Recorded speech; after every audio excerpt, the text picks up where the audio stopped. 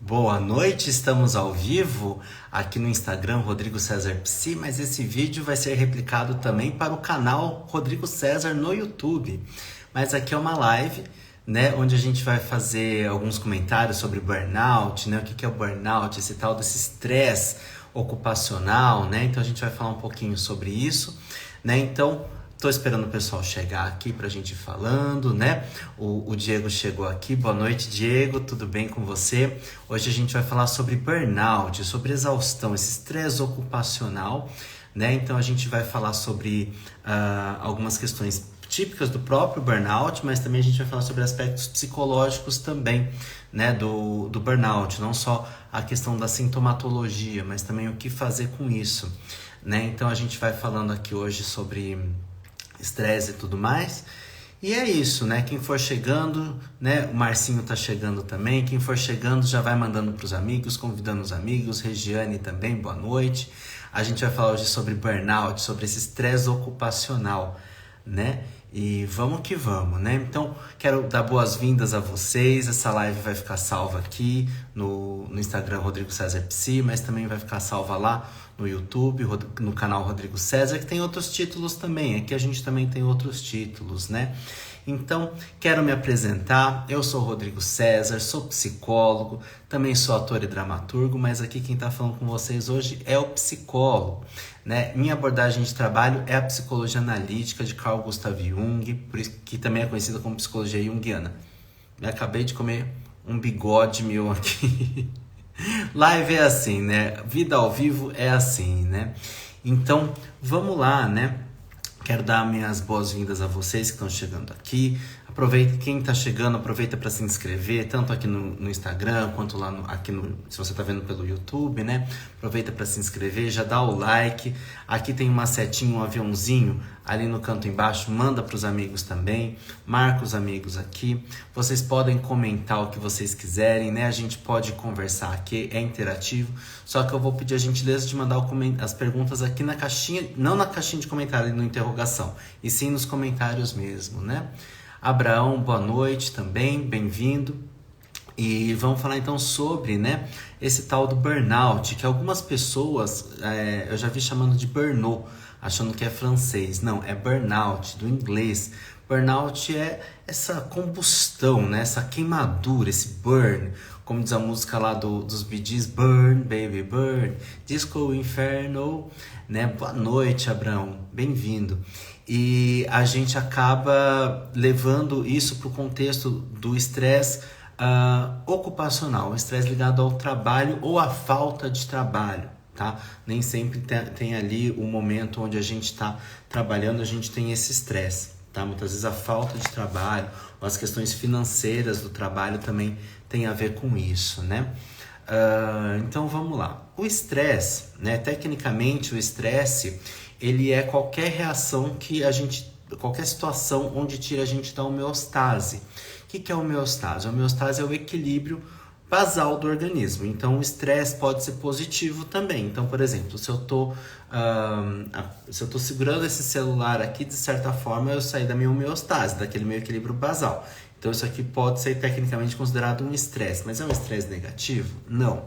Né? Não necessariamente, né? Arthur, boa noite também. Você veio, fico feliz com a tua presença. Arthur está estudando psicologia, né? E aí o estresse ele é qualquer reação, né, que quebra essa homeostase. E a gente tem o estresse positivo, dito positivo, e o estresse negativo também. Estresse ou estresse, tá? Dá na mesma aí. Estresse em português, mas muitas vezes você vê textos com a palavra em inglês estresse, tá? Mas dá na mesma. Tendo essa quebra na homeostase, a gente tem ali as vertentes, né, do estresse positivo e negativo. O positivo é quando está muito associado com aquilo que a gente conquista, com as coisas boas e tudo mais. Por exemplo, planejamento de festa de aniversário pode dar um estresse porque está te colocando ali. Pode ser um estresse positivo, porque o resultado acaba sendo positivo. Mas, às vezes, tudo aquilo acaba também te levando para um estresse negativo, com cobrança, com contratempos e tudo mais, né? Viagem, às vezes, ela pode ser muito positiva, mas ela te tira daquela homeostase. Às vezes, você curtiu a viagem inteira, mas você volta cansado. Isso também pode gerar estresse, né? Só que se a gente começar a pensar num estresse que adoece, é quando a gente fica muito tempo suscetível, ali exposto a esse determinado tipo de estresse, né?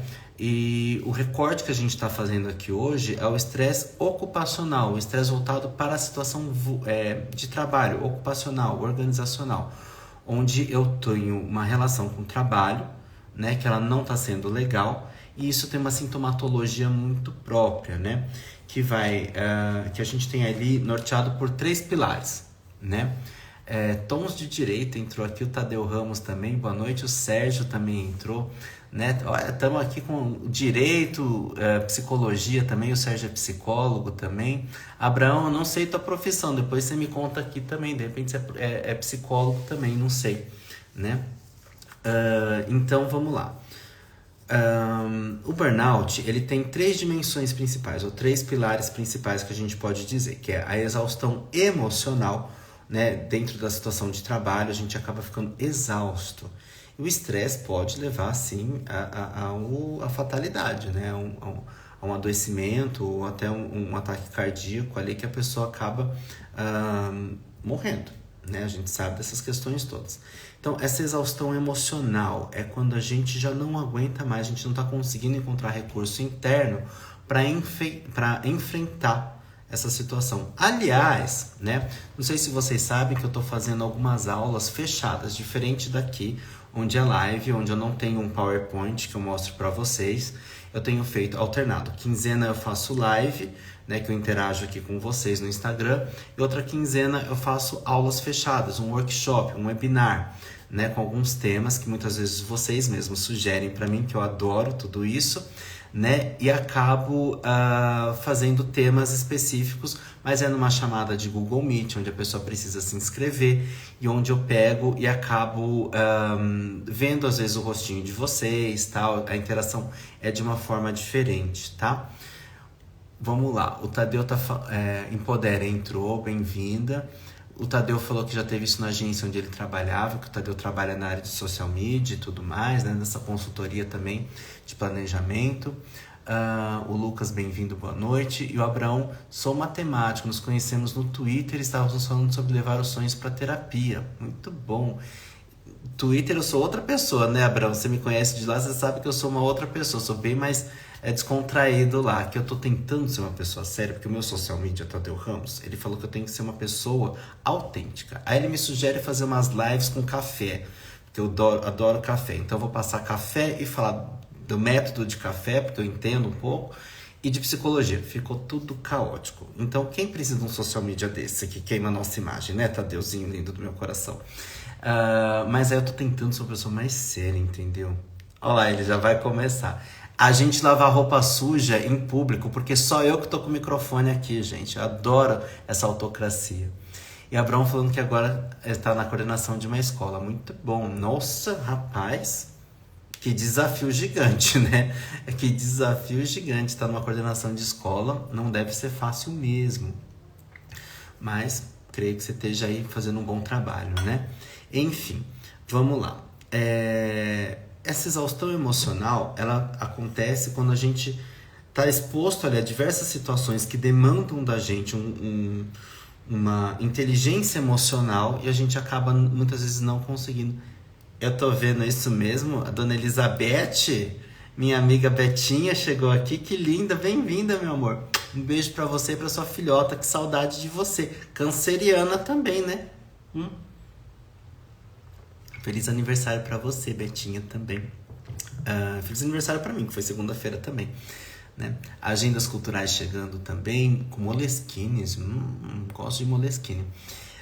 Seguinte, então vamos lá. A exaustão emocional, muitas vezes, ela vem quando a gente tá precisando dar conta diariamente de situações de conflito, ou de cobranças extremas, ou de autocobranças extremas também, porque às vezes a gente não tem isso de uma equipe, de um chefe, um conflito ali, mas a gente às vezes está nessa relação de cobrança, de perfeccionismo, muitas vezes, né? E a gente fica exausto. Isso impacta no sono, na alimentação, no desempenho sexual, muitas vezes, nas relações pessoais, nas relações interpessoais no contexto de trabalho, né? Na forma como eu lido com o trabalho, naquilo que eu gosto ou não gosto, eu começo a não ver mais sentido naquilo, né? E aí a gente também tem um outro pilar, uma outra dimensão, que é a despersonalização. Personalização, personalidade, identidade, despersonalização, isso se perde. Então, eu amava aquele ofício e agora já não gosto mais. E às vezes pode até dar uma confusão mental, as pessoas relatam que em momentos de pico desse burnout, né, desse estresse, dessa exaustão. Eu estava vendo outro dia uma repórter da Rede Globo, né, falando, isso é público, né, então ela estava falando num podcast, que ela estava apresentando a previsão do tempo e teve um momento que ela esqueceu a capital do estado que ela mora, que é o Paraná. Ela esqueceu a capital do estado e aí o que ela fazia com aquilo? E ela também falou assim que começou a enxergar tudo preto, esqueceu o nome que ela estava fazendo ali e ela ainda apresentou naquele dia, acho que mais, se eu não me engano, mais 1 ou 2 telejornais. Né? Então, o quanto que às vezes a gente, para dar conta de um compromisso profissional, a gente passa por cima até mesmo da nossa saúde física, mental, espiritual, para quem é do espiritual também, né? O Tadeu falou que viu esse podcast, muito bom, né? Então, assim, o quanto que a gente acaba, né, às vezes se ultrapassando nos limites, e não superando limites, que a gente tem ali uma linha tênue, né? Onde a gente às vezes precisa superar limites, mas às vezes a gente acaba ultrapassando os nossos limites, né? Ah, mas eu aguento. Isso às vezes tem uma arrogância, aí a gente tem que olhar para o lado psicológico, às vezes do burnout, que tem uma arrogância, uma onipotência de que vai dar conta de tudo. E a gente esquece do descanso físico, né? Maiara, boa noite. Bem-vinda, estamos falando aqui sobre burnout, sobre esse estresse ocupacional. Então, lembrando aí, gente, vão dando like aqui, né? Vão mandando para os amigos, vão convidando os amigos aí para participar, tá bom? Essa despersonalização acontece muito quando eu tenho algo que inicialmente faz sentido para mim e depois não faz. Eu até me perco, quem sou eu? Qual é a minha identidade?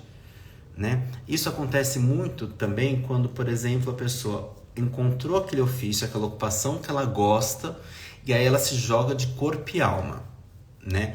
Aí eu posso falar que eu também tive um burnoutinho para chamar de meu, né?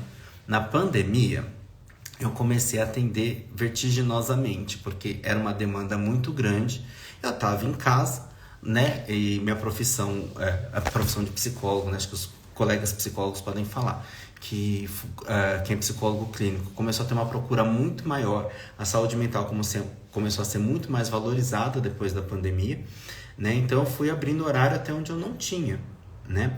Eu, como disse para vocês, eu também sou ator, então eu trabalhava terça, quarta e quinta como psicólogo e o restante da semana como ator, né? Ator e dramaturgo. Na pandemia isso ficou 100% para o psicólogo. E aí eu comecei a abrir uns dias na sexta-feira, depois abri na segunda, que segunda-feira era o meu dia principal de ensaio, abri na segunda-feira. E aí, como eu tinha muito tempo livre, além dos atendimentos, eu decidi abrir um canal de YouTube, sem saber editar vídeo, sem saber nada. Então o que eu fui fazer? Aprender edição de vídeo. Para editar um vídeo eu levava 3 dias. Um vídeo de 10 minutos eu levava 3 dias editando um vídeo. E aí eu comecei a entrar numa exaustão porque eu me comprometi a fazer 3 vídeos por semana, né? Então eu não superei o limite, só aprendi a editar vídeo, né? Eu ultrapassei os meus limites e fiquei bem cansado, bem esgotado. Tanto é que o canal, depois de um tempo, ele deu uma pausa. Eu voltei a fazer vídeos semanais, né? Lá no YouTube, na verdade. Acabei fazendo uma pausa e às vezes eu volto. Atualmente eu estou num hiato aí também de produção de conteúdo, porque eu estou priorizando alguns ajustes na gestão do consultório, né? Estou aprendendo aí algumas questões. Eu estava terminando uma pós-graduação, iniciando outra, né? Terminei a pós de finanças comportamentais, né? Psicologia financeira, e também estou na pós de arte terapia. Então, estudar demanda bastante. E aí, uma forma de eu não deixar o YouTube sem conteúdo é fazer live aqui e replicar lá, né? Beatriz, boa noite, bem-vinda. O Abraão falando, imagina, edição de vídeo é trabalhoso, ainda mais para quem tem que aprender a editar. Sim, e outra, existem softwares mais simples. Por exemplo, o software da Adobe, ele é mais simples, só que a licença dele é cara. Então eu fui pegar, não queria pirataria, eu fui num software de open source, né? E acabei usando o DaVinci Resolve, que ele é bem mais complicado e tem recursos assim que você precisa garimpar para entender como funciona, não é tão intuitivo. Então foi. Só que aí, Abraão, você acredita que eu fiz curso para YouTube? E aí o curso para YouTube ensina como fazer capa de vídeo, porque a capa de vídeo tem que ser clicável. Como que é isso? A pessoa tem que olhar a capa e sentir interesse em clicar para assistir aquele vídeo, né? E ainda bem que as estatísticas mostram que as minhas capas são boas, né? Elas geram interesse, porque eu fiz direitinho e aí eu tive que aprender no Photoshop. Não, também foi open source. Fui para um aplicativo chamado GIMP. Então era muito manual. Eu com um tutorial aberto, via o que ele fazia, ia lá e replicava ali para aprender. Hoje eu já manjo um pouquinho mais. Mas eu comecei a trabalhar muito. Mas não é só isso que o meu burnout tinha, gente. Né? Porque isso é no estresse ocupacional, né? Porque atender não me deixa cansado, de verdade. Quem me conhece sabe. Depois da live eu vou fazer mais um atendimento hoje. Eu me eletrifico com o atendimento, né? Os últimos atendimentos eu geralmente tenho que ficar aqui mexendo na planilha e tal, para baixar um pouco a energia, porque eu gosto de atender. Mas aí lá com o canal no YouTube, aquilo exigiu bastante de mim, fazendo uma websérie. Quem quiser ver minha websérie que eu fiz com a Thalita Rodrigues dos Prazeres, chama Quinta às 5. Tem um perfil aqui no Instagram e tem lá no YouTube também. A gente fez uma websérie, acho que de uns 10 episódios das sessões de terapia da Dandara, né? Eu escrevi, atuei, e a Thalita dirigiu e atuou. A edição também é minha. Então chama Quinta às 5, o perfil aqui. As sessões da Dandara Lúcia. Quem for assistir, vê do mais antigo pro mais recente. E é daquele jeito mesmo, não é na sequência. Sessão 1, 2, não. Começa acho que na 14, depois vai pra 22, e é assim mesmo. Vai pulando mesmo, porque tem um recorte no tempo de cada sessão. Ainda produzindo essa websérie com a Thalita. Produzindo uma websérie também com o Paulo Sérgio Moraes, né, que eu escrevi com ele, a gente fez a gravação, ela tá em edição ainda, não sabemos quando vai ao ar, né, e a gente vai produzindo, a gente vai fazendo. Mas não é só isso. Como eu tenho um burnoutinho para chamar de meu, o que eu decidi fazer nisso tudo? Aprender a fazer pão de fermentação natural. Que foi assim o alívio que eu tinha ali, que é onde eu desestressava. Então eu aprendi a fazer o fermento, o levain, aprendi a fazer o pão, que dá um trabalho gigante, porque eu não tinha curso para fazer. Então eu fui ali na raça aprendendo, né, vendo um vídeo aqui, juntando um quebra-cabeça ali, aqui e tal. Para quê? Pra gente começar a entender, para começar a ter ali o meu momento de desestresse, né? Comecei a fazer academia também, né? Retomei a atividade de academia, porque eu corria antes, né? Tava ali todo no processo. Então eu tinha momentos de descompressão. Mas o compromisso que eu assumi para produzir vídeo foi aquele que me trouxe esse burnout. Né? Foi aquele momento ali que eu falei, nossa, 3 vídeos por semana, porque você escreve o roteiro, você edita, você faz pesquisa de pauta, você faz pesquisa de hashtag, essas coisas todas, né? Então, ou no YouTube chama tag, né? Então você tem todo esse trabalho insano, né? Mas eu tinha tempo, porque eu tinha separado, então assim, você se joga no trabalho, então você é tigrão, eu sou tigrão, né? Então, como é tigrão, você não vê aquilo crescendo, só vê a hora que dá ruim. Então dá esse negócio mesmo, fala assim, nossa, mas será que eu gosto disso? Será que eu quero isso? Né? No meu caso, eu não tive esse questionamento, tá? Não tive esse questionamento, mas para algumas pessoas isso surge, tá? O terceiro pilar, né, a terceira dimensão é a diminuição da realização pessoal, né? O meu pilar estava muito na exaustão física e emocional, tá? Física e emocional. Meu canal ele não tinha hate, eu não sofria hate, né? Teve um vídeo meu inicialmente que viralizou, quando eu fiz lá sobre o Thiago York e tal, então eu não tive esse desgaste, mas eu tinha um desgaste físico, né? De ficar sem dormir, porque tá fazendo negócio e tudo mais, o computador não ajudava, era muito lento e tal. Diminuição da realização pessoal, eu particularmente não tive, porque eu adorava ver os comentários, adorava ver tudo isso. Pra mim, eu tava me realizando ali de verdade. Mas algumas pessoas começam a não ver sentido na realização daquela função que ela gostava tanto, né? E às vezes, se ela tá numa empresa, ela começa a achar que a empresa tá devendo algo pra ela, né? O Diego, o treinador Cades, mandou aqui pra gente um coraçãozinho. Bem-vindo, Guigo, ou Gig, seu gênio. Gostei da sua arroba. A Mônica Contreiras, gente, a Mônica Contreiras, analista junguiana maravilhosa. Gosto muito dela, bem-vinda, Mônica. E aí, essa questão da realização pessoal, ela tem dois fatores ali que eu quero falar com vocês, que são os fatores junguianos a respeito disso, né? A diminuição da realização pessoal, muitas vezes você perde o sentido daquilo porque você se identificou demais com algumas execuções ou com a busca de alguns fatores, por exemplo, o sucesso ou a venda ou a questão financeira e tudo mais.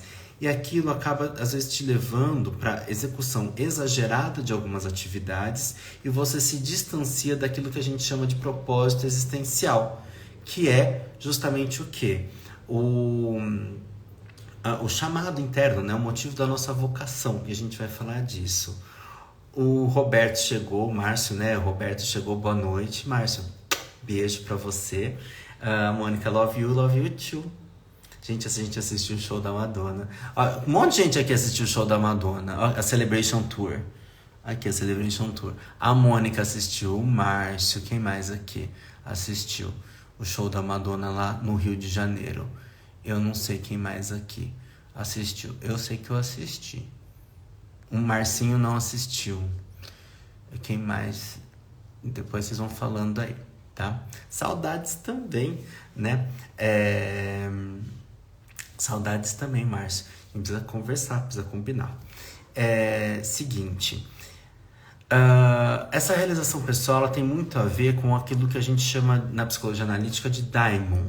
Daimon é uma palavra que vem do grego que pode significar, né, voz interior. Sabe, vocação, a palavra vocação vem de vocare, chamado. Esse chamado que nos leva a realizar algo, que muitas vezes está ligado ao ofício que a gente escolheu exercer. E quem aí não conhece uma história ou já não passou por uma história onde eu miro numa coisa e não chego naquele lugar? Porque a gente tem a ideia de carreira, mas a gente precisa entender o conceito de anticarreira. Porque a carreira é linha reta, né? E a vida não é linha reta, mas nem por um cacete cravejado de brilhante. Mas sim, Globoplay tá aí pra isso. Mas eu tô super frustrado, porque não ficou salvo na Globoplay. Não tá disponível lá, só passou e aí a gente tem que ter os meios alternativos de assistir, né? Eu tenho as MP3 aqui nos meios alternativos de ouvir. Gente, eu ouço treinando, adoro o show da Madonna. Então vamos lá. O daimon. Muitas vezes esse daimon vem quando a gente é criança, tem esse chamado para realizar algo, a gente se distancia disso. Muitas vezes eu tenho uma profissão, um ofício e não consigo empreender nessa profissão. E aí eu financeiramente acabo indo para outros lugares onde eu tenha essa renda financeira e me distancio. E aquilo vai pesando. Tá nesse lugar aí, ó, despersonalizou. Já não tô sendo mais eu, né? Eu tô perdendo a realização pessoal, né? É complicado, né? A gente se distancia. Aí, se a gente tá mais lá na frente na vida, a gente entra na tal da metanoia, que é a crise da meia-idade. A gente tem um vídeo aqui, tanto no YouTube quanto no Instagram, a gente tem vídeo sobre metanoia, que é a tal da crise da meia-idade, que nem sempre vai acontecer lá na meia-idade, com 45, 50 anos, às vezes ela é antecipada, e a gente percebe isso cada vez mais cedo. Por quê? Um fator do burnout não é só o trabalho em si, às vezes é a falta do trabalho, ou o distanciamento do trabalho, que pode acontecer o quê? Se a gente pensar no conceito original de metanoia, né, que é a primeira metade da vida, até lá, 40 anos, 45, 50 anos, que é a construção de uma família, de um patrimônio, de uma série de coisas, para depois chegar assim, pô, construí e conquistei tudo isso. E agora? O que tem de mais profundo na vida? Só que a gente percebe cada vez mais uma preocupação com o que eu vou ser, né, do que o que eu vou ter, né? Então a gente mais é do que tem. E aí na hora a gente se forma e vai ingressar no mercado de trabalho, como é que a gente sobrevive daquela profissão que é autônoma se a gente não aprendeu isso na escola, né? É complicado, né? E aí a gente se depara às vezes na metanoia, que tecnicamente é uma uma preocupação com a profundidade da vida, mas a gente começa a perceber o quê? A pessoa já se preocupou com a profundidade, com o significado existencial, mas ela não está conseguindo sobreviver dando atenção para isso, porque ela não conseguiu construir um patrimônio onde ela consiga pagar minimamente as contas, né? E acaba às vezes se distanciando. Então tem essa coisa que eu particularmente observo também, né? Como não sei se tem um teórico que fala sobre isso, mas é o que eu observo na prática e no consultório, esse fator aí muitas vezes como uma crise profunda, onde a metanoia é uma mudança de pensamento, né? Metanoia é ver além, pensar além, né? Então leva para uma mudança significativa de pensamento e reflexões. Mas aí muitas vezes a gente começa a ver o quê? Que a pessoa, quase nenhum país tem a tal da educação financeira, né? Então a pessoa fica refém muitas vezes de um trabalho ou de uma segurança através de um concurso, de um emprego, e ela está distante, né? Então assim, isso vai criando um peso e vai gerando estresse. De repente eu estou numa profissão que também é altamente estressante. Vamos pensar. Quais profissões que são altamente estressantes? Muitas que têm contato com o público. Um público muito pentelho, muito cri-cri, muito exigente, incompreensivo. E às vezes você faz parte de uma empresa que ela não dá o mínimo de estrutura para os próprios clientes, mas quem está em contato com o cliente é você, né? E você, toma na cabeça, né? Professor é mega estressante, Marcinho é professor também, né? Tem muitas profissões estressantes. Professora, o Tadeu falando, professor, atendimento ao público, né? Sim, porque tá ali em relação. E aí, atendimento ao público presencial, online, telemarketing, né? Porque as pessoas elas se apropriam do poder ali, de poder humilhar, brigar, porque elas querem a mediação porque acham que tem que ser sempre na base do grito, da briga, e nem sempre é desse jeito. E às vezes aquele funcionário ele só está ali defendendo dele porque ele precisa. E ele sabe que a empresa é uma droga e não pode falar mal da empresa, mas ele precisa do emprego, né? Professores, profissionais da saúde, policiais também, né? Também não esqueçamos dos policiais também que estão ali às vezes vendo situações horrorosas. Jornalistas. Eu tenho uma amiga que é jornalista, que ela se formou e ela correu para ser a jornalista daquela que cobre crimes. Ela não aguentou um mês. Não aguentou um mês, porque ela tá ali vendo a realidade nua e crua.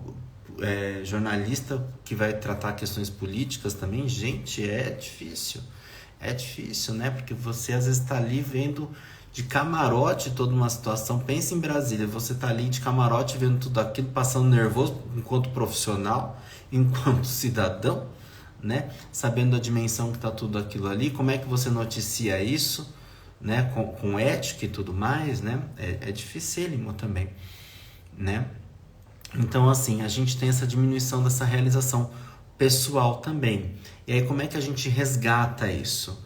Eu creio que é um trabalho de olhar para dentro, né? É buscar aquilo que faz sentido. Eu brinco, eu falo, é meio que um inventário de vida. A gente faz um inventário da nossa vida, o que a gente viveu, de onde que a gente veio, qual que era o sonho. Às vezes eu chego no consultório e escuto assim, qual que era seu... Eu pergunto, o que você queria ser quando criança? Nossa, eu não lembro da minha infância. Por N motivos, desde traumas até mesmo algo que morreu, né? Um sonho que morreu. Quantas crianças não têm um sonho de fazer uma coisa e aí os pais desincentivam? Né? Esses dias mesmo, uma pessoa que eu conheço queria fazer muito psicologia e o pai desincentivando porque psicologia não dá dinheiro. E eu falei, eu vivo do quê? Do vento? Não, né? Só que algumas áreas da psicologia, a área clínica eu acho que é a que mais tem potencialidade de ganhar dinheiro dentro da psicologia, mas ainda assim tem que saber empreender, tem que saber precificar o próprio serviço, né? Então olha quantas coisas estão envolvidas. Se eu não precifico corretamente o meu serviço, se eu não sei cobrar o meu serviço, né, eu vou ter prejuízo ou eu não vou conseguir me manter, e aí eu broxo, eu canso, eu fico desgostoso, e aí eu falo que o problema é a profissão, o mercado e tudo mais, né? Aí eu falo assim, mas se eu precificar correto ninguém vai pagar. Tá, tem pessoas que vão pagar, tem pessoas que não vão poder pagar. E faz parte, por exemplo, da nossa profissão também, cobrar ao governo de que tenham mais psicólogos no sistema público e que os convênios paguem melhor, remunerem melhor, né, os honorários dos psicólogos, né? Faz sentido isso que eu estou falando, né? Então, assim, não dá pra gente culpar alguns fatores, mas a gente precisa aprender a gerir isso da melhor forma. Só que a gente muitas vezes não entende que, eu sou CLT, eu sou estatutário de concurso público, tenho estabilidade, ou eu sou empresário, né? O empresário talvez se aproxime mais disso que eu vou falar. A gente precisa ser autônomo, não necessariamente um profissional autônomo, um profissional liberal, não necessariamente isso, mas sim ser autônomo em relação à própria profissão. Como é que eu vou construir, como é que eu vou gerir? O Sebrae, ele tem uma estatística de que as pessoas que não estudam sobre negócios, elas têm uma tendência gigante a fracassar nos seus negócios. O Hugo, aqui é da área financeira também. O Hugo que entrou, boa noite, Hugo. Ele pode confirmar isso pra gente, né? O quanto que de repente as pessoas, por exemplo, para um sistema bancário, precisa apresentar um plano de negócio para conseguir um empréstimo. Não é verdade?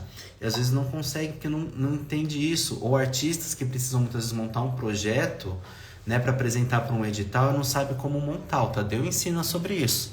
O Tadeu é dessa área, né? Então, como que monta projeto e tudo mais para apresentar, para concorrer, né, à contemplação de um prêmio, de um edital, por exemplo, na área artística. E aí fala, mas artista não dá dinheiro. Realmente, às vezes o artista tem bastante dificuldade e precisa conciliar duas coisas. Mas por que não tentar conciliar duas coisas dentro da própria área artística? Ou aula, ou curso, ou workshop, ou freelances, alguma coisa pode ser feita, né? Mas quando a gente se distancia, quando a gente se despersonaliza, quando a gente está longe da nossa essência, a gente adoece. E às vezes, se não vem em forma de burnout, um burnoutinho para chamar de seu, vem em forma de depressão ou ansiedade. Né? São pelo menos 3 possibilidades, ou até outras psicossomatizações aí no corpo, adoecimentos físicos mesmo, não só emocionais e psicológicos.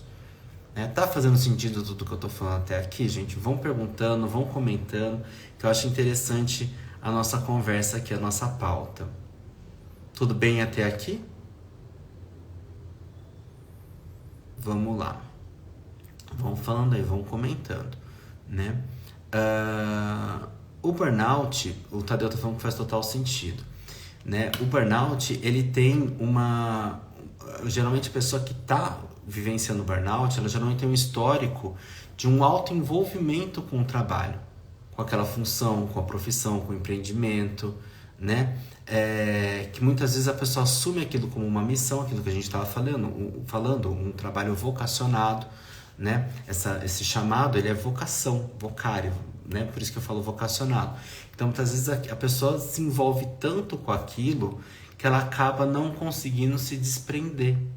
Muitas vezes, eu vou dar um exemplo aqui com a nossa categoria de psicólogo, né? Muitas vezes a pessoa fica tão identificada com a profissão que onde ela vai, ela quer interpretar, quer psicologizar. Isso é um saco, só que isso está gastando o quê? A energia psíquica, a energia emocional também, né? Isso que eu estou falando, né, chama identificação com a persona. Dentro da psicologia analítica, a persona são os papéis sociais que a gente exerce. A profissão pode ser um deles, né?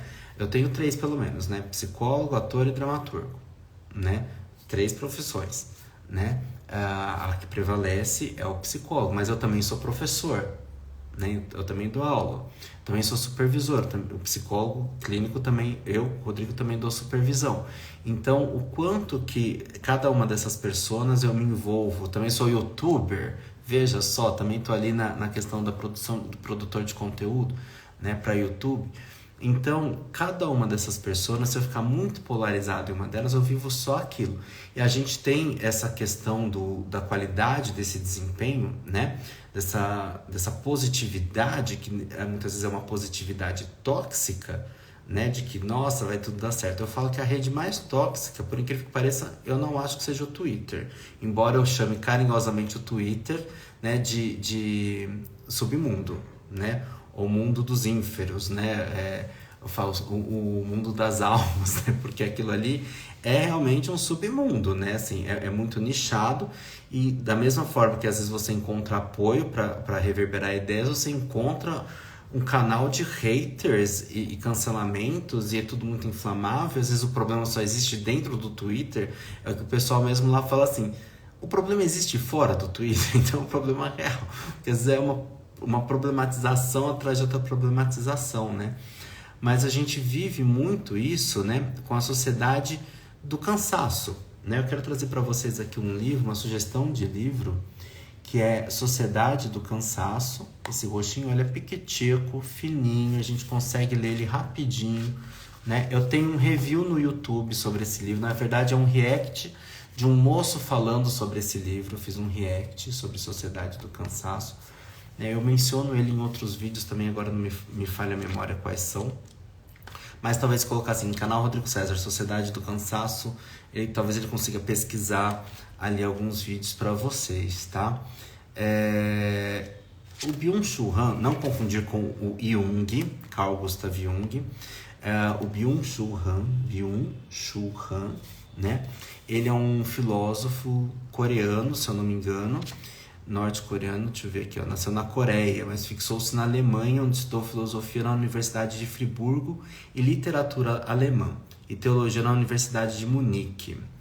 Então, assim, ele traz pra gente um conceito interessante, que é a sociedade do cansaço. Ele fala aqui, ó, roxinho, livrinho, acho que tem para Kindle também, tem a versão no e-book. Não sei se tem versão em audiolivro no YouTube, de repente se procurar talvez se encontre, né, alguma pessoa que tenha gravado esse livro todo. Ele é um livrinho que tem assim, quantas páginas, gente? Ele é curtinho, 128, né, mas como é pequitico, talvez dê ali 50 páginas, o equivalente a 50 páginas de um livro tamanho normal, ó. Ele é bem pequitico, né.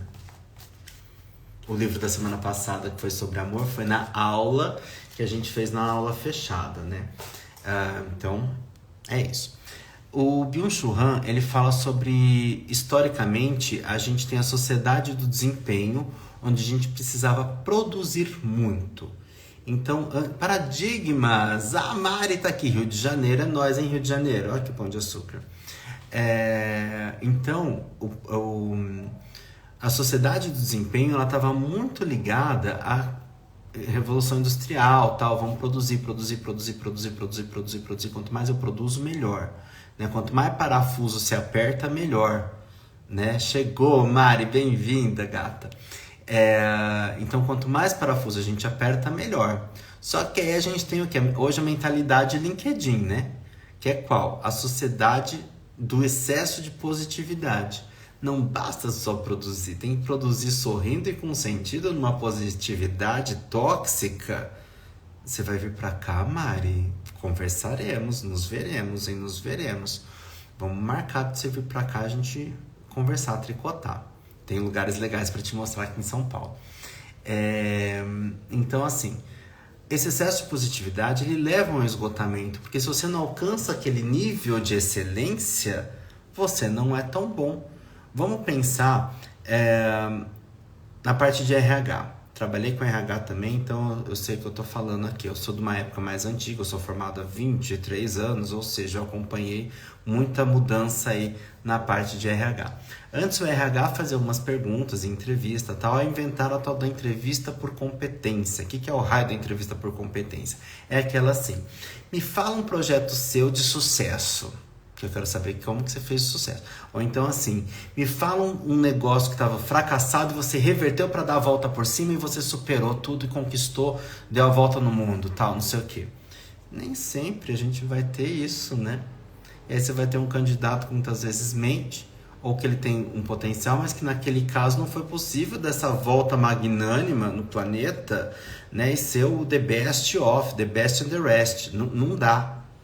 Mas não, se faz aquela hipocrisia onde se tem que... Ah, se eles acordam às 5 da manhã, acorde 4h58.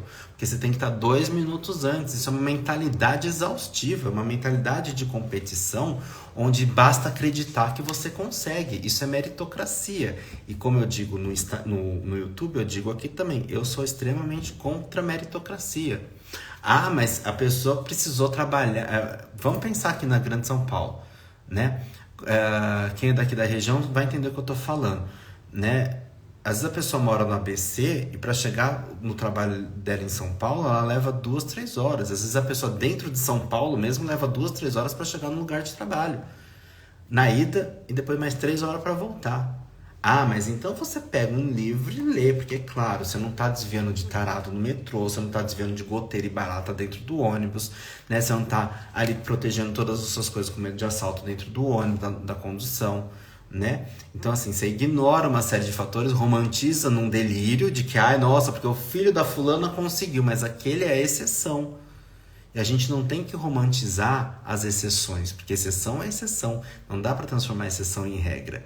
Mas aí eu como que eu posso dizer sem comprometer a minha integridade profissional e não ofender ninguém? Sabe aquela música da Rita Lee com os Mutantes, que é Panis et Circenses, ou seja, pão e circo, onde fala, as pessoas na sala de jantar estão ocupadas em nascer e morrer? Ou seja, elas só estão ocupadas com o próprio umbigo, com as próprias questões. E delira, falando, ah, mas o filho da empregada de não sei quem, do Joãozinho, do não sei quem, conseguiu. Cara, isso é um discurso violento demais. E aí você romantiza uma desigualdade social, e aí a pessoa que não consegue fica muito mal com isso. Ah, mas então é porque ela não se esforçou o suficiente? Acho que eu posso xingar aqui, né? Pau no cu, entendeu? Assim, que para algumas pessoas é muito bom, para outras nem tanto, mas é uma expressão meu, se toca, né? Se manca. Estela chegando aqui. Estela também é da área das mídias sociais, assessora de imprensa e tudo mais. Gente, vocês se sigam aí, tá, gente? Eu tô dando as dicas aí de networking, vocês se sigam também aí, né? Jodi chegou, o Hernandes também. Estela, que saudade de você. Um beijo, meu amor. Estamos falando de burnout. Eu já até falei do burnoutinho que eu tenho para chamar de meu, né? Então, assim, o quanto que a gente também tem que desenvolver um pensamento crítico, né? Porque, assim, o pensamento de meritocracia, o pensamento organizacional, muitas vezes, vem com uma lógica gigantesca. Eu vi um vídeo do Porta dos Fundos ontem, né? Pô, pau no monossílabo. Tinha que ser professor de universidade federal, né? Pra falar pau no monossílabo. Gente, Marcinho, você é culto, né, gato? Você é culto. Até hoje eu não sei da aula do que você dá, criatura. Eu sei que ele trabalha lá com DNA, com não sei o quê. Sei lá com o que ele trabalha. Escreve aí, vai. Tá parecendo o Chandler Bing, que ninguém sabe com quem que o Chandler trabalha. Mas, enfim. Gente, me perdi. Tosileide Silva, me perdi. O que eu tava falando? Não sei, enfim, eu tava criticando, né? A gente acaba precisando desenvolver um pensamento crítico acerca de tudo aquilo que a gente vê nas empresas. Lembrei, era o vídeo do Porta dos Fundos. Chama Gay da Empresa. O gay da empresa. Então tem o cara que era gay na empresa não era gay o suficiente para mostrar que ele era gay, porque tem uma cota da diversidade, né? E aquele vídeo é crítico, porque mostra bem uma realidade, né? Onde você precisa ter o excesso de positividade. Não basta você ser gay, você tem que ser o gay típico para que todos vejam que a empresa, né? Aí ela fala assim para ele, né? Mas você tá indo contra os interesses da empresa. É isso que você quer mesmo? Ir contra os interesses da empresa? Não sei o quê. Então, cadê a autenticidade? Cadê a identidade de cada um? Né? Isso se perde. Se perde. Porque se romantiza, se delira muito. Ele trabalha com genética animal, gente. Eu vou até printar isso depois, né, Marcinho? Porque depois eu converso com você sobre genética animal, né? Gente, é muito inteligente, né? Genética animal. Eu acho, pelo menos, né? Marcinho mora numa cidade maravilhosa, gente. Ele tem um galo em casa. Ele tem um galo. Eu adoro, né? Adoro isso. Mas vamos lá. Seguinte. o quanto que às vezes a gente está sendo levado para um pensamento positivo e a gente não percebe. Seja na entrevista de emprego, onde a gente tem que dar conta de ser o melhor. Entrevista de emprego, vocês já repararam que é um teatro? A empresa se vendendo como a melhor empresa e o candidato se vendendo como o melhor candidato. E nenhum dos dois são aquilo, né? Muitas vezes. Eu vou até mandar uma mensagem para uma pessoa aqui. Cadê ele? Aqui, tio. Sobre esse assunto. Mandei para eu lembrar de falar com ele sobre isso, né? É isso, né, Estela? É tudo mentira. E o quanto se maqueia, o quanto que o LinkedIn... porque tem que produzir artigo. Eu tô procurando emprego, então agora eu tenho que produzir artigo no LinkedIn. Eu não tô afim de produzir, mas eu tenho que produzir. Eu tenho que fazer contatos no LinkedIn. Então você sai adicionando 500 pessoas nessa porra desse LinkedIn que não vão nem olhar pra tua cara, que só vão aceitar porque também estão querendo adicionar 500 pessoas, porque se cria essa fantasia de networking que é irreal. Que é muito irreal.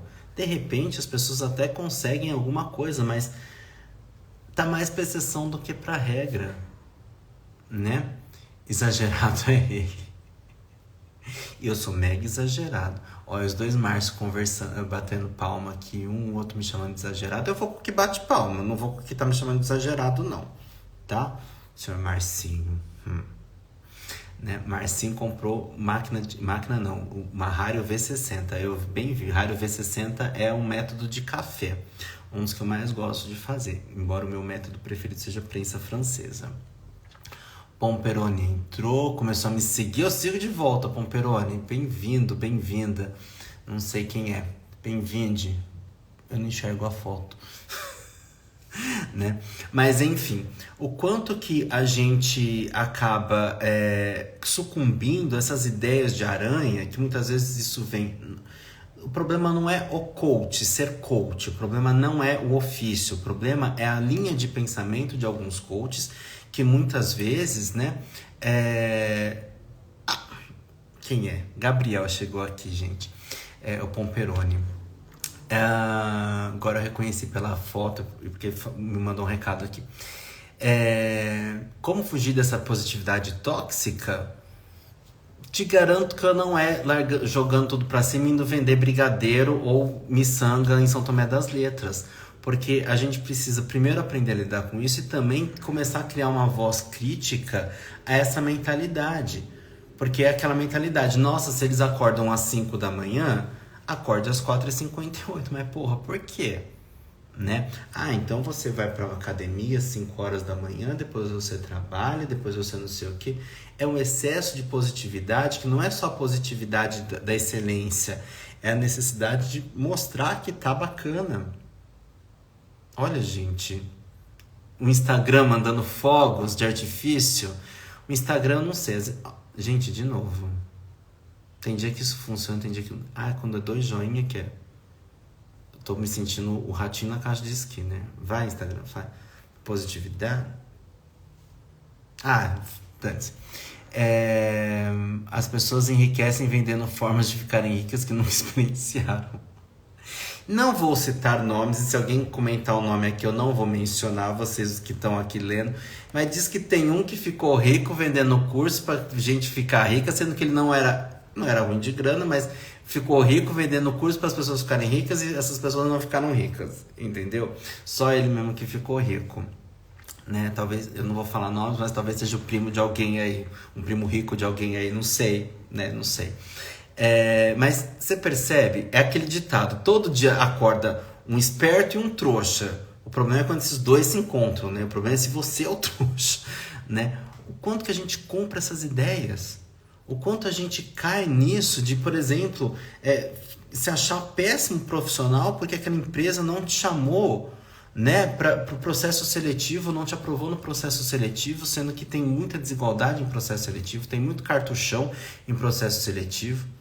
Tem um hospital aqui em Santo André que eu não sei se continua com essa prática, tá? Eu não vou mencionar nomes.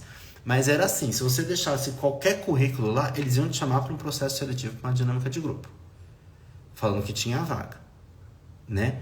Se você deixasse o currículo de astronauta, você ia ser chamado, certamente, né? A primeira vez eu caí no golpe, a segunda... Gente, quem que é petulante com recrutador? Eu falei assim, mas a vaga existe mesmo? Ah, peraí, eu vou ver. Ela foi, existe. Eu falei, tá, não acredito em você, não vou. Né? Mas é porque entrava um dos donos, um dos diretores do hospital e gostava de ver aquele auditório cheio no processo seletivo. Que é um poder, né? É um poder você olhar aquilo tudo cheio e tudo mais. Nossa, como uma empresa seleciona, como tem bastante gente, procura, as pessoas estão se estapeando para virem trabalhar aqui. Era uma empresa racista, homofóbica, coisa que não deveria ser homofóbica, quem conhece sabe, né? Mas péssima. Mas para quê? Para satisfazer o ego. Então, quantas vezes a gente se diminui por causa de ego dos outros? Né? Eu costumo falar assim, às vezes é um livramento. Eu vi esses dias no Twitter assim, a gente precisa normalizar demitir empresas. O rapaz lá pegou e mandou assim pro selecionador, né? O recrutador selecionador lá marcou, sei lá, 10 horas da manhã, aí chegou 3 da tarde que ele mandou mensagem, olha, não consegui, vamos reagendar. Aí o cara respondeu, não, porque você não tem compromisso, não sei o que, não sei o que. Eu olhei aqui as características da vaga e não me interessa, né? Passar bem. Eu tô resumindo que eu não lembro o texto que o menino colocou. Ele foi bem mais incisivo e pontual, cirúrgico no que ele falou. Mas é preciso também a gente aprender a devolver a violência que a gente sofre. Quem está em processo seletivo, procurando emprego, quantas violências não sofre? Por causa de delírio de RH, por causa de delírio de empresa, né? Vamos lá. O Marcinho, nas universidades é só o que acontece, briga de egos enche. Quando entra na parte de estatuto, também de concursado, também, né? Eu sou de uma época que os professores na faculdade se gabavam de quantos alunos eles deixavam de exame. Quanto mais aluno, melhor ele era. Quanto mais aluno de exame, melhor ele era, né? Porque a matéria dele é difícil. É difícil ou incompetente para ensinar? Fica aí o questionamento, né? Fica aí o questionamento sobre a própria didática, né? Não sei. De repente, é um encontro das duas coisas, né? É difícil e é uma péssima didática. Mas eu sempre aponto para o outro, né? O problema é sempre o outro. Tudo bem até aqui? Então, assim, o burnout, ele não está só com quem está trabalhando, né? Mas tem esses sintomas de esgotamento. A pessoa às vezes acha que a empresa está devendo. Então, assim, essa empresa está me devendo alguma coisa. Então, leve embora o grampeador, leve embora a caneta para casa. Isso também pode ser um sinal de burnout, tá? As pessoas não falam muito, mas pode ser também. Porque você busca uma reparação da empresa, tá? Vamos lá.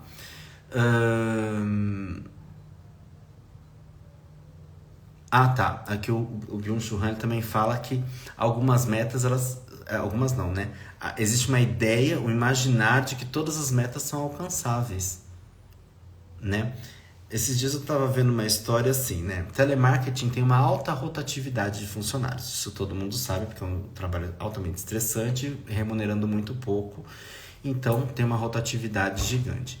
E assim, eu soube de um caso onde a pessoa meteu 3 atestados no período de experiência e continuou trabalhando, né?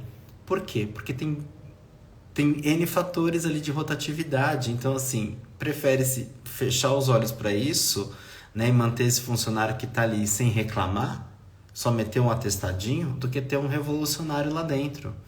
Entendeu? Então, assim, o quanto que a gente precisa começar a questionar o sistema também. E a gente não questiona, porque a gente se cala, a gente se vende pelo salário que a gente também precisa.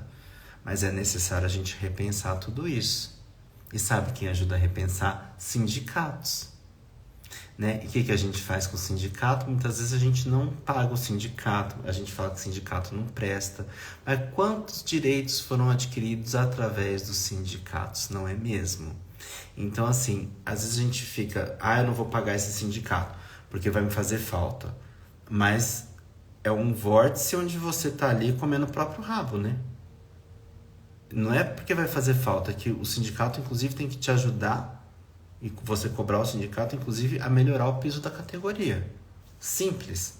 Mas se faz isso? Não.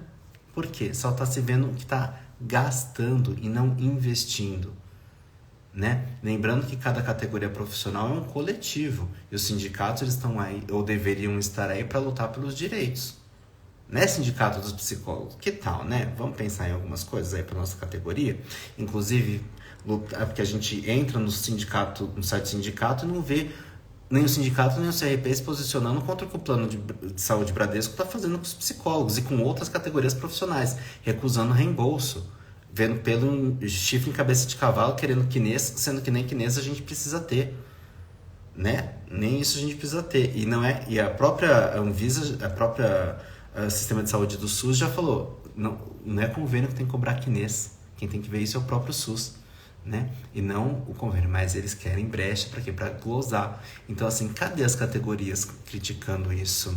Cadê fono, físio, TO, que mais? Psicólogo, tudo caindo em cima, cobrando o SUS para cair em cima dessa operadora Bradesco Saúde, né? Eu batalhei para ter o meu quinês. Toda vez eu tô buscando tudo isso. Então, assim, tudo isso também é estresse. Para eu tirar o quinês, pra vocês terem ideia de como é estressante algumas coisas, para tirar o quinês em Santo André, eu tive que baixar um aplicativo que não roda no Windows 11, é um aplicativo de Windows XP, que tem que rodar de uma forma emulada, você tem que baixar outros aplicativos para que ele consiga rodar aquilo, você tem que colocar a sua localização da sua empresa em latitude e longitude, e não é endereço, é latitude e longitude. Você tem que ir lá no Google, copiar um número que vai daqui até a Penha. São, sei lá, 12, 18 números que você tem que colocar na latitude, mais 12, 18 na longitude, né? Porque não dá pra você colocar um alfinete em cima e ele mesmo fazer, porque o negócio é tão arcaico. E vai preenchendo. São, acho que 30 formulários que você tem que preencher para ter um númerozinho que não vai servir para nada. Para nada. Né? Então, assim, o CNES é só para controle estatístico de quantas instituições de saúde tem, mas o outro tá se valendo dessa regra. Então, assim, o quanto que isso também estressa o profissional. Atender para mim é delícia, eu amo, porque a gente conversa bastante. Antes de entrar na live aqui, eu tava numa conversa deliciosa com uma paciente minha que eu tava amando, né? A Mary chegando. Mary, boa noite para você, um beijo. Estamos falando de burnout, desse estresse ocupacional, né? Mary, uma vizinha querida nossa, né? Muito carinho, né? Então vamos lá. Uma das coisas que a gente precisa começar também a entender para sair um pouco dessa positividade tóxica, quem perguntou aí, é o quanto que a gente se permite viver momentos de ócio. Mas quando a gente vai para o ócio, é ócio mesmo. Que é o ócio onde a gente vai desopilar, desanuviar, e aí a gente consegue até ter algumas questões de criatividade, mas o nosso ócio não tá no ócio, né? O nosso ócio tá, eu vou descansar hoje até as 11 horas, e até as 11 horas eu tenho que ter maratonado 6 episódios da minha série. Então já boto uma outra meta. Quantas metas a gente coloca? Hoje conversei com uma pessoa que assim, saindo daqui eu vou descansar na frente, no sofá, até 11 horas. Eu falei, por que até 11 horas? E se você tiver vontade de dormir às 10h15? Mas e se você engajar ali num negócio que você tá curtindo demais e quando você for ver já é 2 da manhã? Então a gente às vezes coloca Aí amanhã eu vou ter que lidar com essa falta de sono, né? Com esse pouco sono. Mas por que a gente tem colocado meta em tudo? Né? Entenda uma coisa que eu vou falar. A gente... ultimamente, vou me meter agora na questão do comportamento alimentar. Não estou me metendo no nutricionista. No comportamento alimentar, aí eu posso falar que eu sou psicólogo. O quanto que, de repente, eu ficar pesando milimetricamente cada comida, isso pode desencadear em pessoas que não precisam fazer isso? Calma. Tem pessoas que precisam fazer isso. Por exemplo, o CADES aqui, ele é personal. Então ele sabe que para o cliente dele alcançar determinados objetivos, não só de emagrecimento, mas de fortalecimento, precisa comer X gramas de proteína, X gramas de carboidrato, precisa ter uma dieta personalizada, e ele é nutricionista também, personalizada porque precisa de um resultado profissional. Mas quantas vezes a pessoa se tortura porque passou 1 grama, 2 gramas de alguma coisa? Né? Calma. a gente tem que ver isso num todo. Num episódio isolado é uma coisa, né? E o quanto que eu me deparo muitas vezes com as pessoas não conhecendo o próprio corpo em relação à própria saciedade. E aí a gente fala de Mindful Eating, né? Tem um curso de Mindful Eating também, por isso que eu estou falando dentro dessa abordagem. Mindful Eating é o comer com atenção plena. Então, muitas vezes a gente não sabe quando que a gente saciou aquela fome. Né? Já estou caminhando para o fim da live, tá? A gente não sabe quando saciou aquela fome. Né? Porque a gente desconhece, porque a gente come. A gente sabe o sabor das coisas, a gente sabe o cheiro das coisas. Outro dia, quando eu fiz o curso de Mindful Eating, ele fez uma proposta que era: pega um alimento industrializado, leva pra aula e tal, e a gente ia cheirar. Eu não sabia que a gente ia cheirar. Então eu comprei batata frita de saquinho. A hora que eu cheirei aquilo, é uma batata frita que eu adoro, sabor que eu adoro, que eu sempre consumia, né? Hoje eu não consumo tanto. A hora que eu cheirei aquilo, eu falei: gente, isso é fedido. Como é que eu como isso? Como? Porque a gente pega rápido, enfia logo na boca, aquilo tem é altamente palatável pelo sabor, condimento que tá ali, você nem sente o cheiro, porque você fica ali, ó. E o que vai primeiro é aqui a língua, esse sentido. Mas se a gente para e sente o cheiro, a gente fala: meu Deus, que coisa, cheiro estranho, né? Será que isso aqui tá bom? Né? Então, o quanto que a gente desacostuma nessa rapidez e a gente não faz aquilo que o Byung-Chul Han fala. A gente não vai nem para o ócio para desanuviar, né? Um ócio legítimo, que a gente precisa produzir, né? Precisa assistir série. Nossa, eu tenho séries atrasadas, vai lançar nova temporada, não sei o quê. E o quanto a gente deixa de contemplar a vida. E aí a gente fala de mindfulness, né? Que é essa atenção, essa atenção plena. Mindful Eating é comer com atenção plena. O mindfulness é você estar presente aqui agora, né? Vivenciando, contemplando. Qual foi a última vez que você olhou o céu? Mas não assim, vai chover, não vai chover. Quando você parou para ver assim, nossa, que interessante tá isso, ou que céu horroroso. Céu horroroso. Quem vai lá na região do alto da Avenida dos Bandeirantes em São Paulo, olha para baixo, vê aquele céu, não parece que vai cair uma tempestade, não, aquilo tudo é poluição, gente. Não se iludam. O quanto que a gente para contemplar uma flor na rua, uma joaninha que seja, a gente passa e nem vê, né? Você sabe dizer daqui, da tua casa, vamos pensar aqui, da tua casa, pensa no caminho da tua casa até a prefeitura da sua cidade. Pensa num único caminho, elege um caminho. Quantas padarias tem nesse caminho? Quantas papelarias tem? Agora escolhe outro caminho. Quantos hospitais tem no caminho? Quantas bancas de jornal? Escolhe alguma coisa. Cabeleireiro. Quantos tem? A gente às vezes não sabe porque a gente está tão habituado nessa... Aí é aquele excesso de desempenho, né? E aí a gente entra na positividade, que eu não tenho tempo para isso. Né? Quando foi a última vez que você pendurou roupa? Como que você pendurou roupa? Qual a qualidade disso? O que você estava fazendo pendurando roupa? No YouTube, brigando com alguém, olhando, nossa, de fato essa roupa, nossa, que rasgou, né? Ou não, só pá, porque eu tenho que fazer tudo rapidinho, porque eu tenho que fazer não sei o que. Alimentação.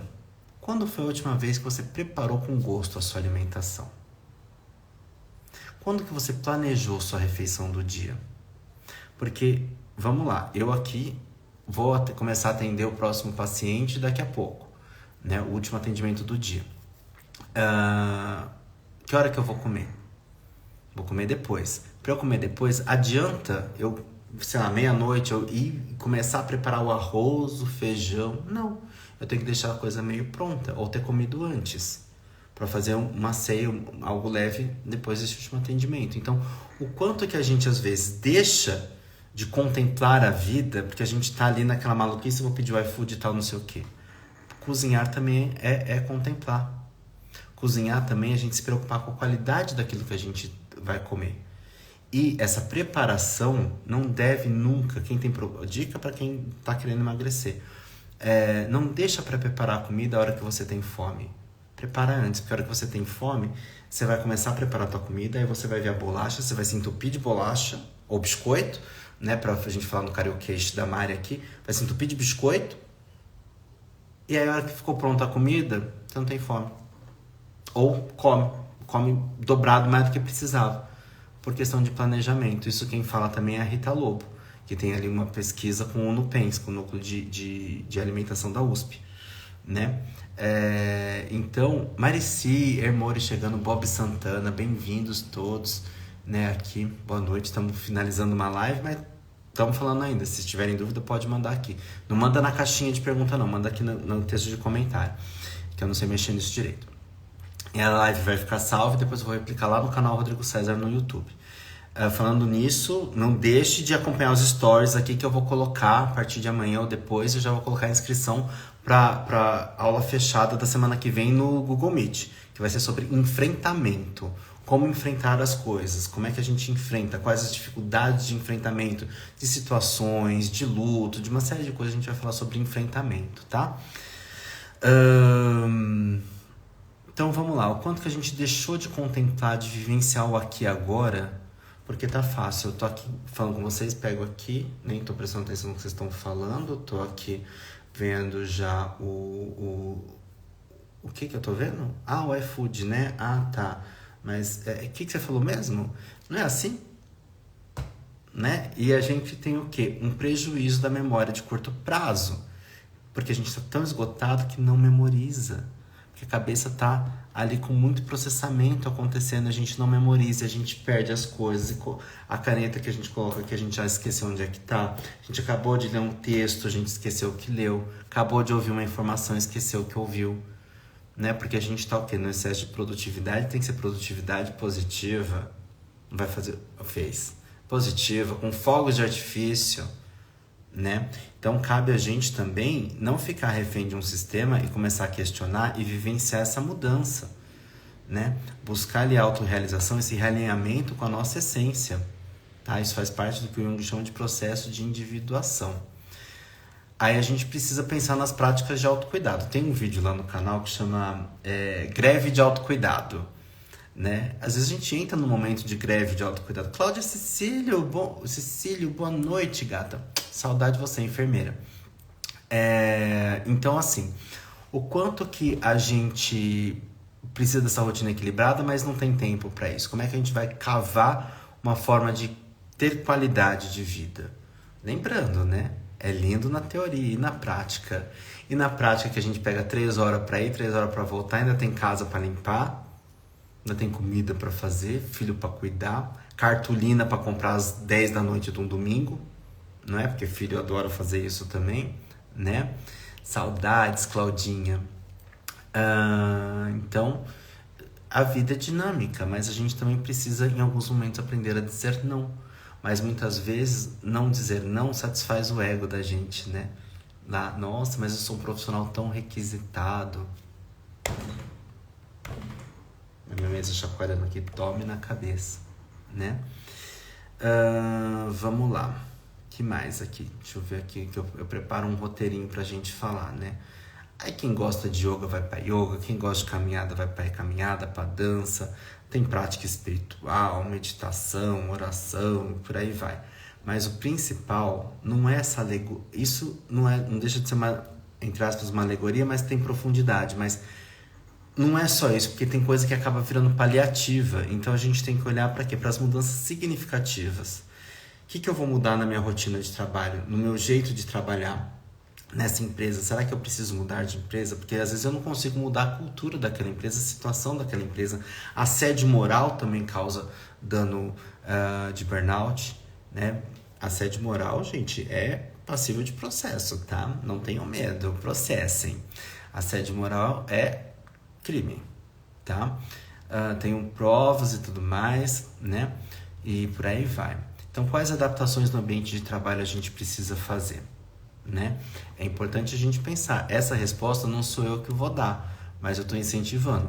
Promovam mudanças, questionem, né? Sempre eu prefiro com educação, né? Mas recorram a sindicatos também, né? Se necessário, tá? Então, alguma dúvida até aqui, gente? Porque, além de tudo, a gente precisa pensar nessa mudança interna, nesse posicionamento. Que esse posicionamento, esse gerenciamento de tempo, essa forma de lidar, o que, que eu vou aprender a delegar, o que, que eu vou aprender a modificar, a otimizar, né, para não ter um retrabalho, né? O que, que eu vou fazer muitas vezes tem a ver com nossa psique, como é que a gente reage, né? Porque o burnout é também uma reatividade, né? Só que como é que eu reajo? Às vezes eu preciso reaprender, eu preciso entender isso, diluir esse complexo dessa reatividade, né? Preciso repensar tudo isso, né? E aí quem que ajuda? A psicoterapia. Remédio ajuda, mas é o que eu sempre digo. Uma andorinha só não faz verão. O remédio também não vai sair da caixa e mudar você. Ele vai te dar ali alguns equilíbrios, algumas questões ali, mas sozinho ele não faz muita coisa, porque a mudança é interna, né? A mudança precisa dessa reflexão. E a abordagem junguiana, aqui, que é a minha, né? A gente trabalha muito nessas propostas de reflexão, é uma abordagem onde tem um diálogo muito presente. A gente vai pensando e repensando tudo sempre, tá bom? Vocês têm alguma dúvida até aqui, gente? Porque eu já tô caminhando pro fim da live, para agradecer a presença de vocês. Vocês estão tão quietos hoje, gente? O que tá acontecendo? Geralmente vocês ficam falando feito umas gralhas que me desorganiza aqui, eu fico passando vergonha.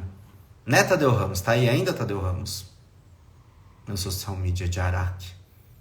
Não é de Araque, né? Muito bem, social media. Então, se vocês não falarem nada, eu vou me despedir já, então, achando que vocês estão tudo bem. É exaustão, Mari. É exaustão. Quem aqui vai curtir o final de semana? Me diz aí o que vai fazer de curtição no final de semana. Olha, o Arthur tá aqui até agora, gente, falando que tá top. O Marcinho tava demorando, tá demorando pra eu perder a compostura, né, Marcinho? Você que acompanha aqui sempre as lives, tá demorando pra eu perder a compostura. Mas até agora eu não vejo motivos para arquivar essa live, né? Acho que eu não dei nenhuma bola fora. Acho, né? Não sei. É isso, gente. Eu quero agradecer a presença de vocês, né? Vamos repensar essa questão aí de como a gente lida com o trabalho, o peso que a gente coloca, né? A Mari falando, vou me levar para sair no sábado, comer bem em cinema, eu e mais eu. Muito bom. Gabi chegando também. Gabi, pena que você está chegando perto do final, mas a live vai ficar salva, uma live sobre burnout, sobre exaustão, estresse ocupacional, vai ficar salva tanto aqui no Instagram, quanto eu vou replicar essa semana, no começo da semana que vem no máximo, lá no canal Rodrigo César no YouTube, tá? É isso, eu também vou me levar para passear no final de semana. Na verdade, sábado eu tenho aula de arte terapia na pós, né? Tô na metade do curso já. E o Marcinho falou uma coisa que eu quero comentar também. E aí, no domingo, é a comemoração do meu aniversário, se não chover. Tá? Se não chover. Se chover, tá cancelado, porque, enfim, né? Metade ao ar livre. Mas quem quiser colar lá no boteco da Dona Tati, na Barra Funda, no domingo, estarei lá. Aos haters e aos fãs também estarei lá. Hater, não me ataca não, porque é comemoração do meu aniversário, tá? Por favor, deixa pra atacar outro dia. Mas, fãs, vão, gente, adoro. O Marcinho falou assim, pera, burnout classe trabalhadora. Sim, existe um mito de que só tem depressão e estresse quem é rico, né? Mas não, né?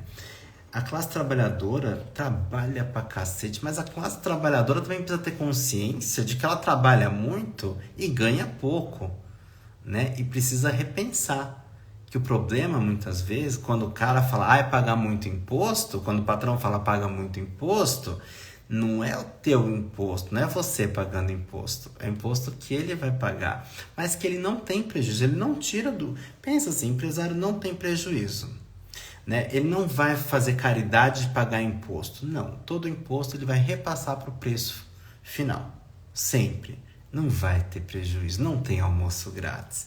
Mas ele está reclamando. Aí, por exemplo, se o governo baixa o imposto, ele vai baixar o preço dele? Provavelmente não, porque já tinha gente que pagava aquilo. né? Então vamos começar a questionar aí alguns discursos também, né, que não se sustentam, que são incoerentes, mas que cacarejando aos quatro ventos, as pessoas angariam pessoas que não entendem muito bem. O Jung fala isso no livro Presente e Futuro. Eu tenho, acho que 2 vídeos no canal sobre Presente e Futuro. É um livro do Jung curtinho, que tem em audiolivro no YouTube. Dá para acompanhar de boa, só de ouvir. O Jung fala que o ciclo as pessoas delegam as próprias responsabilidades para um líder, seja político ou religioso. Quando essa pessoa não cumpre aquilo que a expectativa que ela tinha, ela troca. Por isso que a gente fica naquela briga esquerda, direita, porque cada hora se elege. O problema não é esquerda ou direita, é a forma como eu encaro a figura de um líder, que eu delego para essa pessoa, porque eu voto e esqueço de tudo, né? Eu tenho um chefe, eu esqueço de tudo, porque eu confio piamente na questão dele. Às vezes ele está socando na gente, o político está socando na gente, o problema não é a direita ou a esquerda. O problema é extremo, né? Extremismos, do meu ponto de vista. Porque nesse extremismo você tem um movimento de enantiodromia, porque uma hora você está num extremo, aí outra hora é o pêndulo, né? Pêndulo, tá. Uma hora você está num polo, depois você está no outro. Isso é péssimo, porque você não consegue enxergar o caminho do meio, porque o caminho do meio é você conseguir olhar para um lado e olhar para o outro e pensar sobre isso. O caminho do meio não é necessariamente a fusão das duas coisas, mas é você conseguir ter mais opções para olhar. Mas se eu estou polarizado num lado, né? Agora, se eu estou polarizado, se eu estou numa posição de comodismo, onde eu delego para o político, onde eu delego para o chefe, onde eu delego para o líder não sei do que, comunitário, religioso, a gente tem muito isso no nosso país, né? A gente delega para um líder religioso, a gente até paga dízimo ou afins ou dinheiras para essa figura religiosa, para ele nos levar para o caminho dos céus. Antigamente tinha muito líder religioso que vendia, literalmente, tá? Pesquisa aí no Google. Vendia terreno no céu. Pois não tinha um outro dia que tava vendendo areia de não sei da onde? E depois veio o povo vendendo areia do show da Madonna também. Sabe? Então, assim, eu delego pro outro, porque eu tenho uma frase que eu sempre uso, que o dízimo no nosso país virou suborno a Deus. Porque eu pago o dízimo, eu tô subornando. Mas eu não faço uma mudança aqui, né? Porque eu tô delegando pro outro o que é meu. Um dos poucos haters que eu tive no canal, porque os haters que eu tive no canal foram em relação ao Thiago York. No vídeo que eu fiz sobre o Thiago York, na verdade a música dele, onde eu faço um apanhado geral através da música dele, masculinidade, um apanhado geral sobre os principais conceitos da psicologia analítica. Nesse vídeo, as pessoas atacavam a figura do Thiago York. É porque é isso, porque é aquilo, que é aquilo outro, né? Aí tem um vídeo meu que eu falo Jung, o nazismo, né? Porque o Jung se posiciona, eu pego o livro Presente e Futuro, eu posiciono que o Jung não era nazista. Aí 2, 3 semanas depois teve um cara lá que falou que Jung era afim... Gente, o imbecil que fala que Jung é afinizado ao nazismo não sabe o que tá falando, né? Não sabe, não entendeu uma linha do que o Jung fala. De verdade. Né? É porque ele conheceu tal pessoa. Tá, gente, você tá lambendo as bolas de um fascista no país e tá achando, né? Enfim, não vou entrar nesse mérito aqui. Mas aí o cara, veio um hater ali que eu bloqueei os comentários desse vídeo, mas veio uma pessoa me atacar num vídeo, que eu até apaguei o comentário, porque eu sempre falo assim, comentários de ódio e racismo e preconceito serão apagados e denunciados. Sempre, tanto aqui quanto lá, né? O que eu vejo? A pessoa manda assim pra mim, e aí, já temos 2 anos de governo, por que a população não mudou? Por que a população não tá tão amistosa? Alguma coisa assim. Porque a população não tá se espelhando na figura do governo, a população tá preocupada em bostejar, né? Só tá preocupada em jogar pra fora a raiva e criar um coletivo. E Jung explica isso no Presente e Futuro, onde ele fala de contágio psíquico, onde um pensamento estragado reverbera naquele coletivo. E a recíproca é verdadeira. À medida que uma pessoa vai tomando consciência, isso também reverbera. Essa é uma das questões de legado que a gente chama na psicologia analítica. Legado, a autorrealização através de um legado, não é necessariamente, nossa, fiz uma obra social maravilhosa. Não. Às vezes o legado é somente me trabalhar internamente para que isso reverbere no meu entorno. Que o entorno às vezes nem precisa ser tão grande, né? Pode ser um mini entorno, né? Certo? Guilherme chegou, que é físico, chegou também. Marcinho falando, as condições de salário não permitem ter ócio e recreação. Aí, agora eu vou arrumar confusão também com aquele parente abastado, com o filho da tia abastado. Gil chegou, Andressa também. Marcinho, vamos lá. Você tá corretíssimo no que você falou. Às vezes não dá pra ter ócio. E aí? A gente precisa começar a mudar o sistema. E é por isso que quem tá numa posição de privilégio tem que olhar pra quem não tá. Se eu tô conseguindo ter, o que eu faço pra quem não consegue ter? É coletivo, né? Porque aí vem essas ideias. Outro dia fizeram um vídeo assim, ganho um salário mínimo. Como que eu manejo isso? Aí faz um orçamento delirante, ainda tira dinheiro para investir. Que é isso? Não existe. Na prática não existe. Luísa chegando, Kaique também. Né? Eu falei que já estava me despedindo, mas não. Né? Eu tô... Já avisei o paciente que eu vou atrasar. Mas, enfim, o quanto que quem está numa posição de privilégio tem sim que lutar por quem não tá. É conjunto, é sociedade. Mas não, né? Se eu tô aqui gozando os meus privilégios, pra que eu vou querer olhar pro outro que não tá? Ele que me sirva, não é? Ele que lute, ele que se esforce mais e mais e mais e mais e mais. Gente, vi essa semana uma fulana de Higienópolis falando que Higienópolis sofre. Quem é daqui da região de São Paulo sabe que eu tô falando de uns bairros mais chique, rico e caro, de gente mais rica desse país. Né? Falando, nossa, a gente tá em desvantagem. Né? Não é só para a periferia que tem que olhar, para Higienópolis também.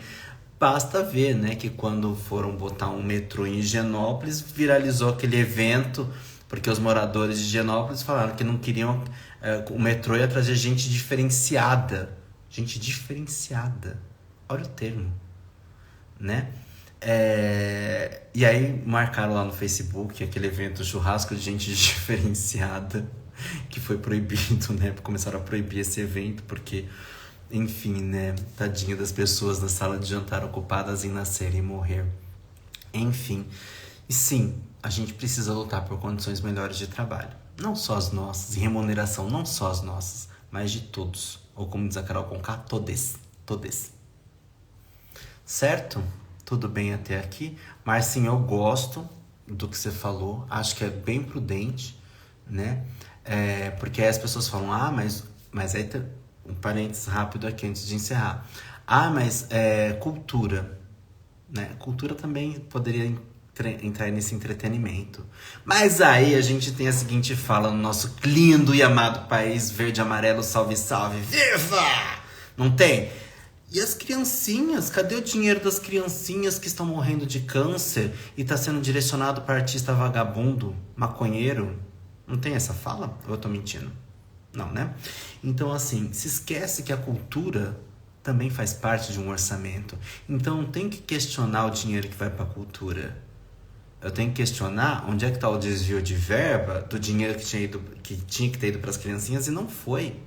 Só que não, né? Aí a galera pega e fala assim que artista é isso, o artista tá mamando na teta e tudo mais.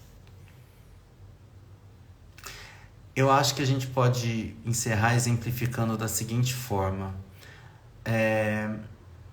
Em 1988, 89, teve uma novela chamada Vale Tudo, que vai ser feito o remake ano que vem. Do Gilberto Braga, com parceria com o Agnaldo Silva. Vale Tudo é tida como a novela de maior sucesso em termos de roteiro, em termos de modelo, de formato novela, é a novela tida como perfeita. Mesmo com um pouquinho de barriga ali na dramaturgia em um determinado momento. Mas é tida como o melhor exemplo de novela em termos de estrutura, roteiro e tudo mais. Vale Tudo questionava o jeitinho brasileiro, questionava o se dar bem, a corrupção, uma série de coisas. Questionava-se tudo isso. Logo depois veio a minissérie Anos Rebeldes. Também questionava a questão de ditadura, essas coisas todas. Quem lembra aqui que em 1990 entrou Fernando Collor de Mello no poder, em 92 tivemos o movimento dos caras pintadas para derrubar. Então, novela também faz pensar, ou deveria, mas as pessoas criticam. Peça de teatro faz pensar, por isso que artistas às vezes, na ditadura apanhava, mas às vezes hoje apanha quando se tira o direito de acesso, quando, por exemplo, numa virada cultural não se divulga e não se coloca segurança suficiente nas ruas, para que não tenha, porque os artistas estão fazendo pensar. Ah, mas tá falando de bunda, cu e buceta e pinto no funk, foda-se, né? Tá falando outras coisas também, né? O questionamento. Então, a arte, ela tá aqui para provocar. Como diz lá esqueci o nome dele, é americano, ele tem uma frase famosa, que artistas estão aqui para perturbar a paz. Em que sentido? Fazer pensar. A arte faz pensar. E se a arte faz pensar, será que é de interesse político que a arte faça pensar? Porque vai questionar o posicionamento dos bonitos, né? Vai questionar o posicionamento dos bonitos. Então, eu falo contra os artistas, crio esse ódio contra os artistas, incito o ódio contra os artistas e falo que eles estão mamando na teta. Será que estão? Não é bem assim, né? Vamos questionar, né? E aí, independente do partido ou posicionamento, não é a gente a favor de um posicionamento, muitas vezes. É a gente questionando o posicionamento. Seja do partido que eu sou afiliado, que eu gosto, que eu voto, tudo mais. Mas não. Hoje a gente não tem mais a expressão assinar um cheque em branco, né? Quem não sabe o que é assinar um cheque em branco, dá um Google. Mas a gente dá para outra pessoa uma carta para ela fazer o que ela quiser, uma procuração para ela fazer o que ela quiser. Quando a gente vota, a gente está dando uma procuração. Ah, mas dá pra gente bloquear isso. Será? Quantos direitos não estão sendo questionados e quase sendo retrocedidos por ideologia política de um Estado laico, que não é laico? Nós temos uma bancada de estupro, por exemplo. Vocês sabem, por exemplo, eu aqui dizendo isso, coloco em risco os seguidores, que eu posso perder seguidores e tudo mais. Mas eu trabalhei em um hospital atendendo vítimas, crianças e mulheres vítimas de violência sexual, né? Eu sei o que é o aborto legal. Eu sei que aquela mulher, ela não vai querer levar aquela criança gestando também não vai querer levar outra criança. Ah, mas a vida, pau no cu. Sabe por quê? Como vai crescer essa pessoa? Como vai ficar essa pessoa? E mais, como vai ficar a cabecinha dessa criança? Ai, manda pra adoção. Aí vem um imbecil, um ator falando assim: ai, os orfanatos estão precisando de crianças. Não estão. Então, onde é que ouviu isso? Então a pessoa nem se digna a pesquisar. E não se digna a pesquisar como é burocrático o processo de adoção. Mas criou a fantasia de que é fácil, né? De que é self-service, que é iFood de criança em orfanato. E cria um discurso que vende esse discurso para outros que estão fingindo que estão sendo politizados. Que a hipocrisia, né? Tá naquilo que eu não vejo. Que os olhos não veem, a hipocrisia não sente, né? Eu adorei a Soraya Tronic falando assim: ah, a outra veio aqui dramatizar a criança abortada, mas por que não dramatiza a criança estuprada? Já pararam para pensar qual é o horror de uma pré-adolescente, de uma criança estuprada? Sabendo que a estatística mostra que muitos adultos não lembram de suas violências sexuais porque sofreram violências sexuais, porque foi tão traumatizante que esqueceu.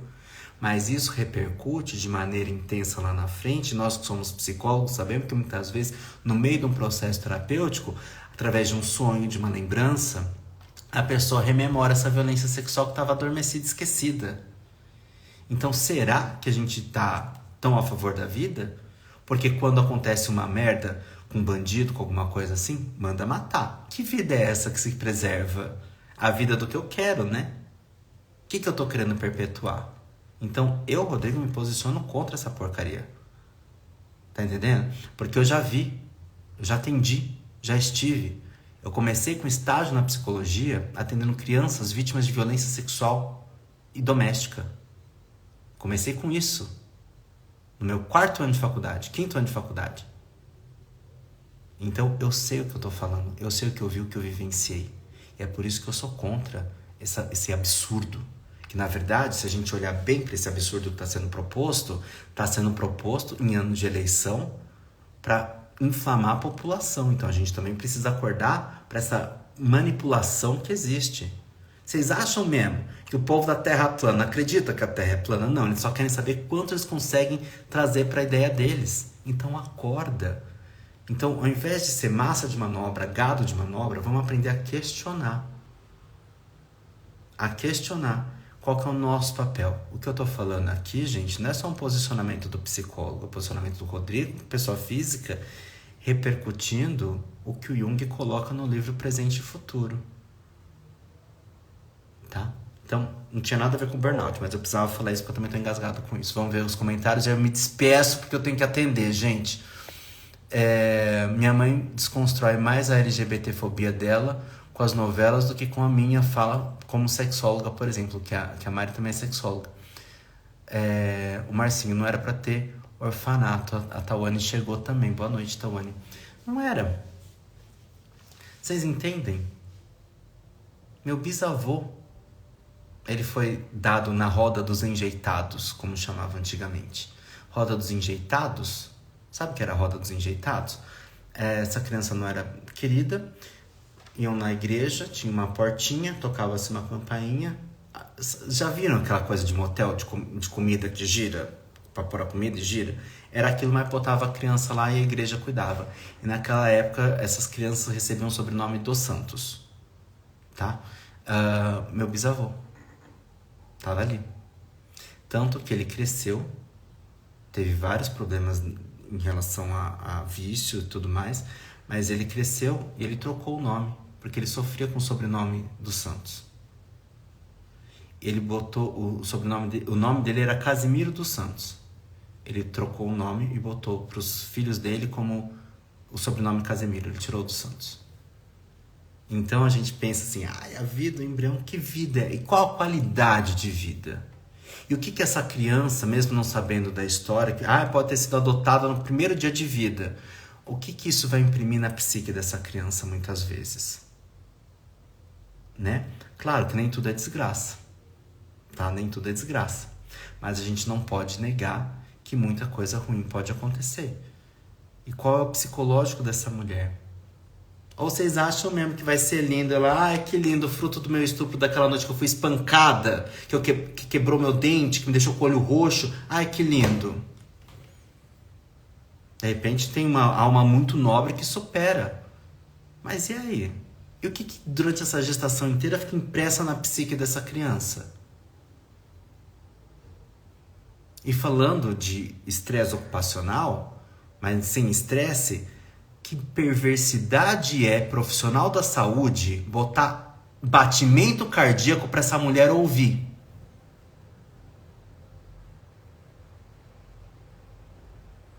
Quem é contra isso e tem que agir dessa forma, certamente vai ter burnout. Quem compactua com isso, tá lindo, né?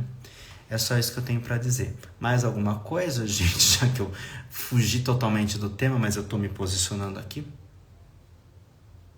Tô sério, né, gente? Nossa.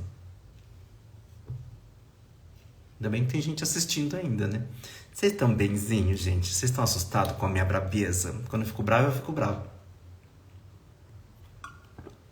Gente, aqui parece laranja, né? Na foto também parecia, mas ela é salmão.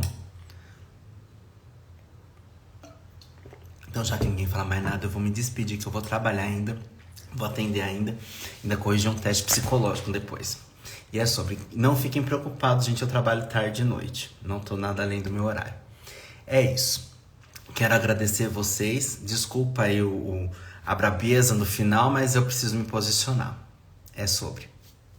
Beijo, boa noite, fiquem bem. Tchau, tchau, bons sonhos. Anotem os sonhos de vocês, hein? Semana que vem, no Meets, precisa se inscrever. Eu vou deixar o link aqui do Forms, aqui nos stories essa semana. A aula fechada lá no Meets vai ser sobre enfrentamento. Beijo, boa noite.